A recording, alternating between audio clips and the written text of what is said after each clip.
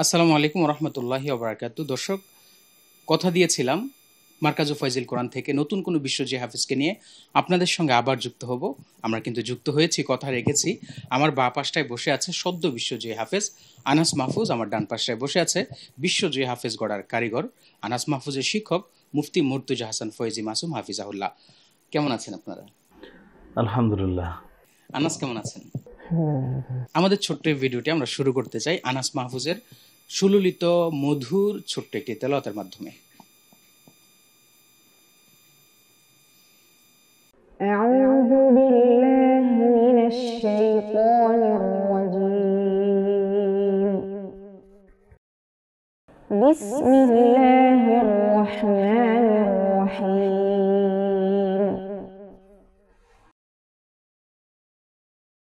وقل إني أنا النذير المبين كما أنزلنا على المقتسمين الذين جعلوا القرآن عضين فوربك لنسألنهم أجمعين عما كانوا يعملون فاصدع بما تؤمر وأعرض عن المشركين إنا كفيناك المستهزئين الذين يجعلون مع الله إلها آخر فسوف يعلمون ولقد نعلم أنك يضيق صدرك بما يقولون فسبح بحمد ربك وكن من الساجدين واعبد ربك حتى يأتيك اليقين صدق الله العظيم.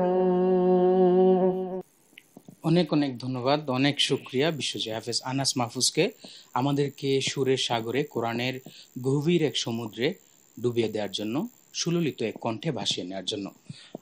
আমি একটু চলে যাব মুফতি মুর্তুজা হাসান ফয়েজি হাফিজাহুল্লাহর কাছে। এই যে ধারাবাহিক বিশ্বজয়, অনুভূতি কি?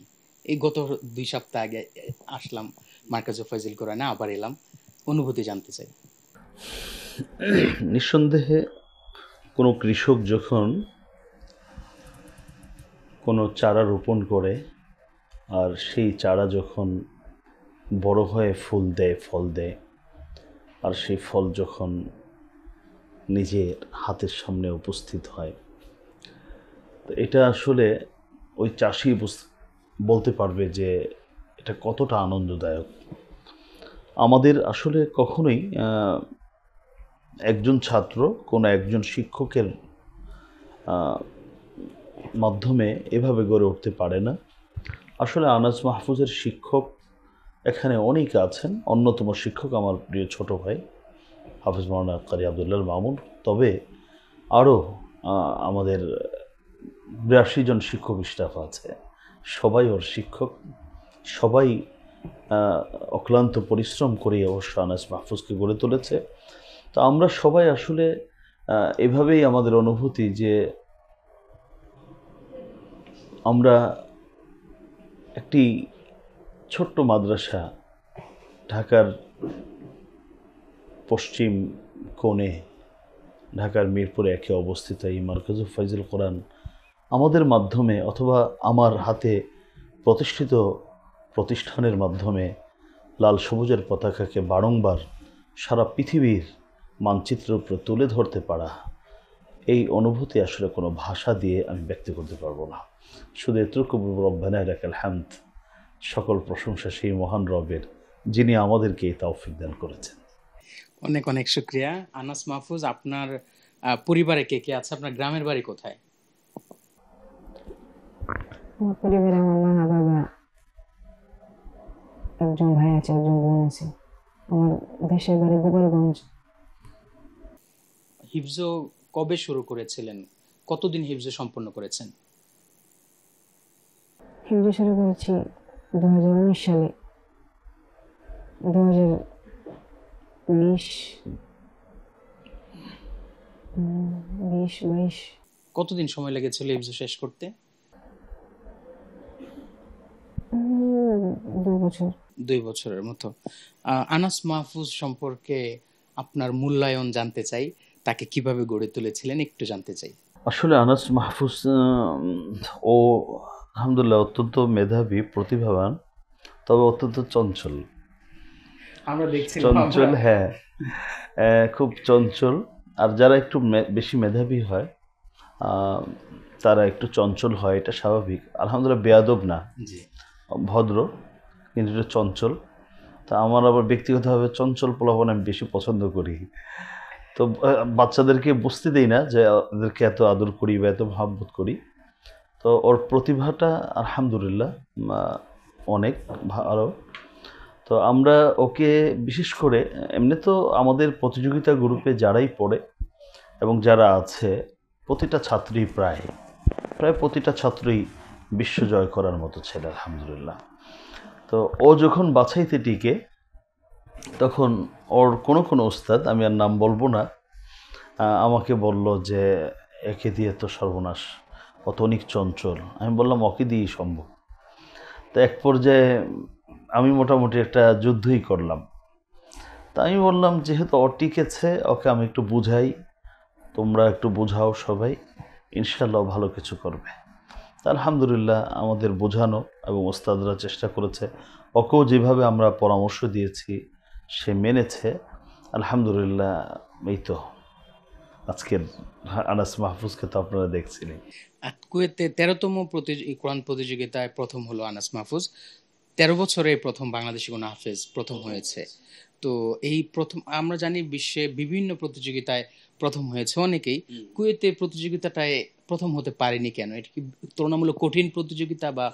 না, বিষয়টা এমন নয়। আসলে আমাদের গত এই 2.5 মাসে যে 3টি জয়, এটা আসলে 3টি বিশ্বজয়ে রেকর্ড করা বিশ্বজয়।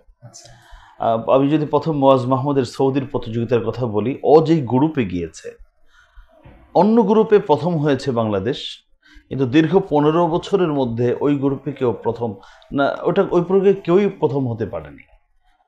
ওকে দিয়েই প্রথম সে প্রতিযোগী যে বাংলাদেশ থেকে প্রথম হয়েছে। এরপরে তুরস্কে আপনারা শুনেছেন, ওখানেও 2016-র পর থেকে আমাদের কোনো ছেলে ওইভাবে প্রথম হতে পারেনি। আবার এখানেও 3টি মানে অর্থ বিশ্বজয়গুলো বিশ্ব রেকর্ড করেই হয়েছে আলহামদুলিল্লাহ। বিশ্ব জয়ের মতো জয় হয়েছে। বিশ্ব জয়ের মতো জয় হয়েছে।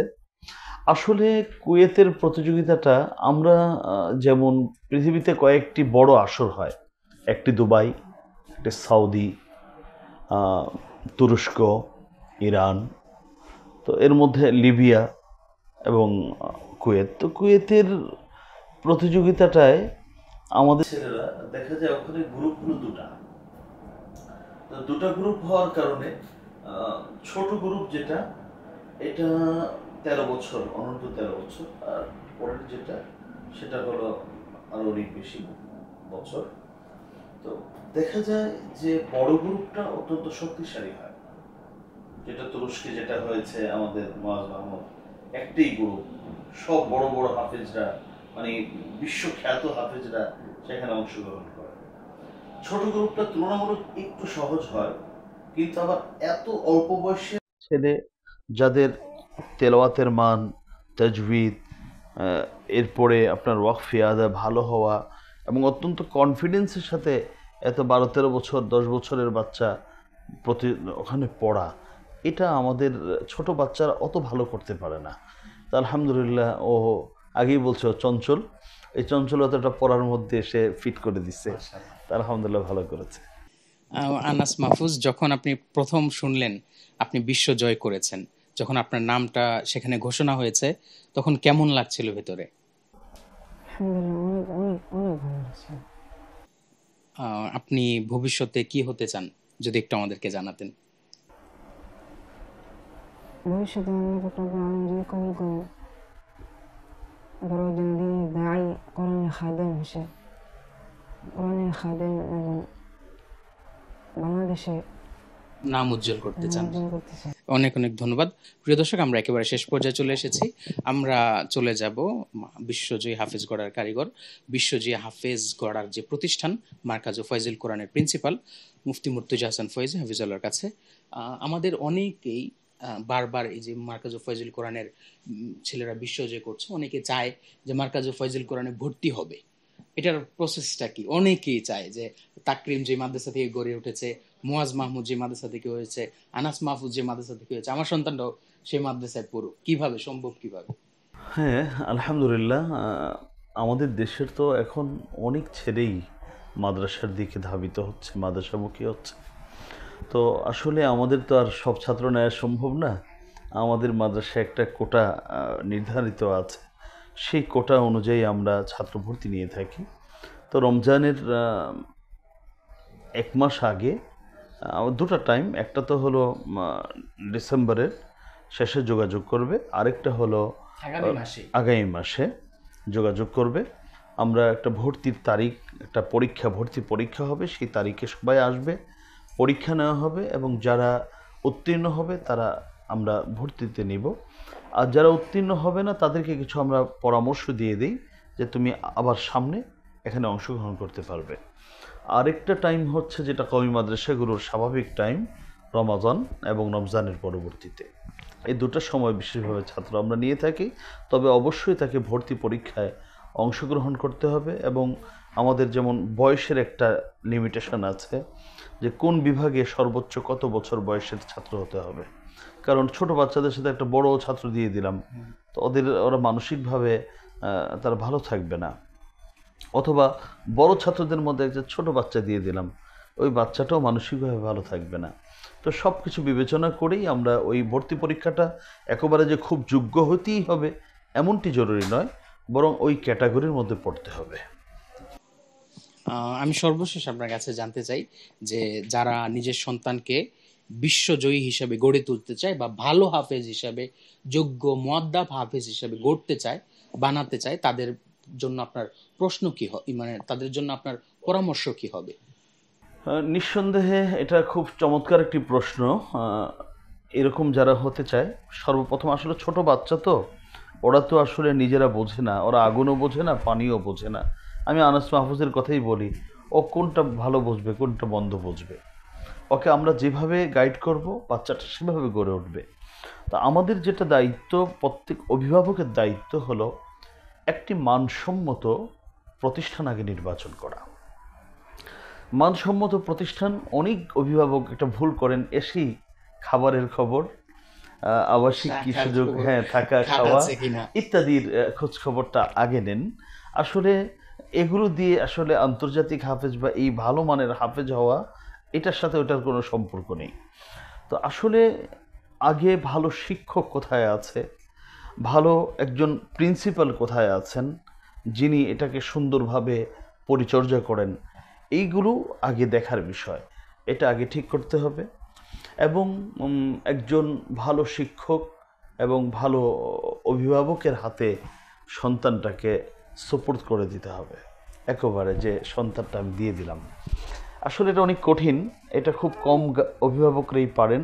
যদিও আজ থেকে 1-2 যুগ আগের কথা বললে আমি বলবো তখন 99 জন পারতেন, কিন্তু এখন এটা পার্সেন্টেজ অনেক কমে গেছে। তো যারা অবশ্য পারেন তাদের সন্তানগুলো এভাবেই গড়ে ওঠে। আমি যদি আজকে এই 3 জনের কথাই বলি, বিশেষ করে মুয়াজ মাহমুদ, ওর অভিভাবক আমাদের কাছে যে রেখে গেছে 11 বছর আগে, মহাকালী বাসা, সে কিছুই জানে না তার সন্তানকে আসলে কিছু শিখছে কি শিখছে না, এই বিশাল অর্জনের পরে জানছে তার সন্তানই হয়েছে। সালেহ আহমদ তাকরিম একই অবস্থা, ওর বাবা জানে না যে ও কী পড়তেছে, ওকে আসলে ভালো খাচ্ছে না কি করতেছে জানে না। ওর বাবাও বিদেশ থাকেন, আলহামদুলিল্লাহ আমাদের উপরে ছেড়ে রেখেছেন, যখন যেটা পরামর্শ দিচ্ছি সেটা মেনে নিচ্ছেন আলহামদুলিল্লাহ। আর তখন আমাদের যে কোনো একজন দায়িত্বশীল শিক্ষকের উপর অনেকটা দায়িত্ব চলে আসে যে সব দায়িত্ব আমার শিক্ষক হিসাবে। আরেকটা সাক্ষাৎকারে বলেছিলেন যে খামিরা যখন কারিগরের হাতে ছেড়ে দেওয়া হ্যাঁ, হয় ছেড়ে দেওয়া হয়, তখন সেটাকে তখন নিজের কারিগর মতো তার করে। মন মতো সে বিভিন্ন জিনিস তৈরি করতে পারে। তখন আমরা ছেলেদেরকে দায়িত্ব নিয়ে আমরা চেষ্টা করি, আর তখনই আলহামদুলিল্লাহ এরকম ছেলেরা গড়ে ওঠে। অনেক অনেক ধন্যবাদ ব্যস্ততার মাঝে সময় দেওয়ার ধন্যবাদ জন্য। আপনাদেরকেও। আনাস মাহফুজকে ধন্যবাদ। প্রিয় দর্শক, আমরা যুক্ত ছিলাম আওয়ার ইসলামের বিশেষ সাক্ষাৎকারে। আমাদের সঙ্গে ছিলেন সদ্য বিশ্বজয়ী হাফেজ আনাস মাহফুজ, আমাদের সঙ্গে ছিলেন মুফতি মুর্তজা হাসান ফয়েজি হাফিজাউল্লাহ। আবারও কোনো বিশ্বজয়ী হাফিজকে নিয়ে মার্কাজু ফয়জুল কোরআন থেকে, বিশ্বজয়ী হাফিজ গড়ার আতুরঘর মার্কাজু ফয়জুল কোরআন থেকে আবার আমরা যুক্ত হব। সে পর্যন্ত আওয়ার ইসলামের সঙ্গে থাকবেন। সঙ্গে ছিলাম কাউসার লাবিব। আসসালামু আলাইকুম।